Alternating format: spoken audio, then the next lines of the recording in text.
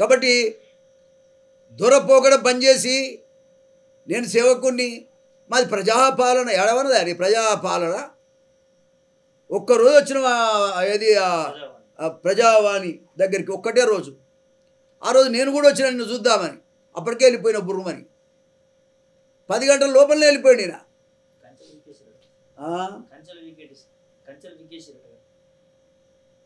బొందా ఏ కంచా బీక్తే ఏమొస్తుందా?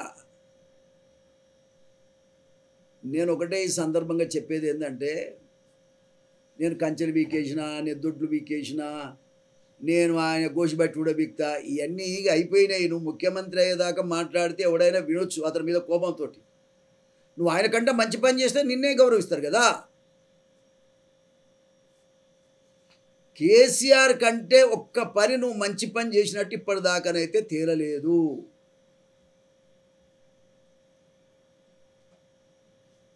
నువ్వు తేలేటట్టు చేస్తే సంతోషపడతాం. ఇప్పటికి కూడా నేను చెప్తున్నా, ఒక కాంగ్రెస్ పార్టీకి సంబంధించిన వ్యక్తిగా నేను చెప్తున్నా, సోనియా గాంధీ నాయకత్వంలో పనిచేయాలని వచ్చిన వాడిగా చెప్తున్నా, పార్టీని బతికించాలంటే నిరుద్యోగ యువకులకి నువ్వు పిలిచి మాట్లాడి వాళ్ళు ఏం చెప్తే అది చేయవా నువ్వు. అది కదా ప్రజాపాలన అంటే. అందులో రాజకీయం లేదు, ఏ రాజకీయ నాయకుడు కూడా అక్కడ సంబంధం లేదు.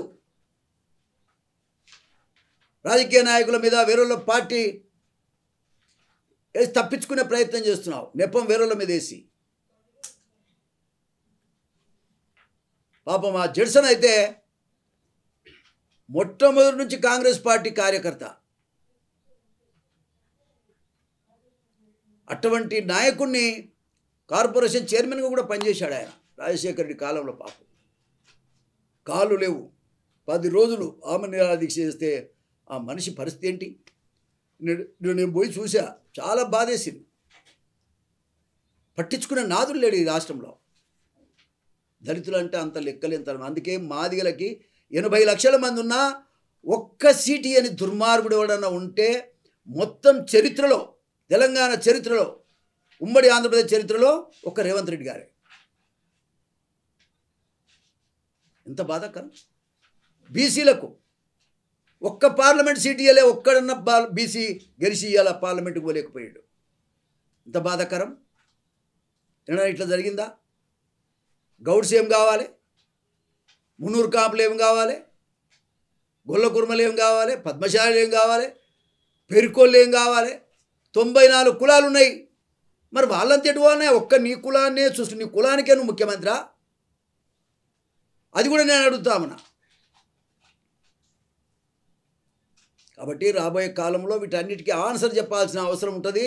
తప్పకుండా నువ్వు చెప్తావని కూడా ఈ సందర్భంగా నేను తెలియజేస్తూ, నిరుద్యోగ యువకులారా మీరు బాధపడొద్దు. మీరు మీ జీవితాన్ని ఏదో ఒక ఉద్యోగం సంపాదించుకోవాలనే ఆలోచన తప్ప మీకు చెడ్డ ఆలోచన లేదు, ఎవరి మీద మీకు వ్యతిరేకత లేదు. అమాయకములైనటువంటి మిమ్మల్ని ఇబ్బంది పెట్టే ప్రయత్నం ముఖ్యమంత్రి గారు చేస్తున్నారు. దీన్ని నేను తీవ్రంగా ఖండిస్తున్నా. రాబోయే కాలం అంతా కూడా మీ సమస్యలు పరిష్కారం అయ్యేంత వరకు కూడా మోతుకుపల్లి నరసింహులు గారు మీకు తోడుగా ఉంటాడని కూడా ఈ సందర్భంగా నేను తెలియజేస్తా ఉన్నా. కాంగ్రెస్ పార్టీ నాయకులు కూడా నేను మనవి చేస్తా ఉన్నా, ఒకసారి ఆలోచించండి. ఆ పిల్లంతా మన పిల్లలు కదా. ప్రభుత్వం అంటే తల్లి తండ్రియా, తల్లిదండ్రులు చెప్పుకుంటారు కదా ఎవరైనా. ఇవాళ తల్లిదండ్రులు లేదు ప్రభుత్వం. ఒక దుర్మార్గమైన ఆలోచనతోటి ఈ ప్రభుత్వం నడుస్తూ ఉంది. కాబట్టి అందరూ కూడా ఆలోచన చేయాలి. కాంగ్రెస్ పార్టీలో ఉన్న పెద్దలందరికీ నేను విజ్ఞప్తి చేస్తూ ఉన్నా. నేను యువకులకు కూడా నేను మనవి చేస్తూ ఉన్నా, మీకు తోడు నాలాంటి వాళ్ళు చాలామంది ఉన్నారు, నేనున్నా. తప్పకుండా మీ సమస్యల మీద మీకు తోడుగా నేను కూడా ఉంటానని కూడా ఈ సందర్భంగా, నేను ఒక పేద కుటుంబం నుంచి వచ్చాను, పేదల సమస్యల కోసమే నేను బతికాను. రాజకీయాలలో ఒక దళితుడిగా ఉండి నీతివంతమైన పరిపాలన ఇచ్చి అందరి చేత జేజేలు కొట్టించుకున్న వ్యక్తినే నేను. నీలాగా అడ్డగోలుగా బతకలే నేను. మంది సొమ్ము తినడమే నీకు అలవాటు, నీ సొమ్ము నువ్వు తిన్నోడో కాదు ఎన్నడూ కూడా. కానీ ఇప్పుడన్నా ఆలోచన చేయి. కాబట్టి రేవంత్ రెడ్డి గారికి మళ్ళా నేను డిమాండ్ చేసేది ఏంటంటే, నిరుద్యోగ యువకులను పిలిచి మాట్లాడి సమస్య పరిష్కారం చేయి. లేదంటే కాంగ్రెస్ పార్టీ రాష్ట్రంలో బతకనివ్వరని కూడా ఈ సందర్భంగా అందరూ బాధపడుతున్నారు. ఆ రకమైన పరిస్థితి తీసుకురావద్దని కూడా నేను ఈ సందర్భంగా రేవంత్ రెడ్డి గారికి తెలియజేస్తా ఉన్నాను. అసలైన తొలి వెలుగు. ఫాలో వాట్సాప్ @తొలి వెలుగు official.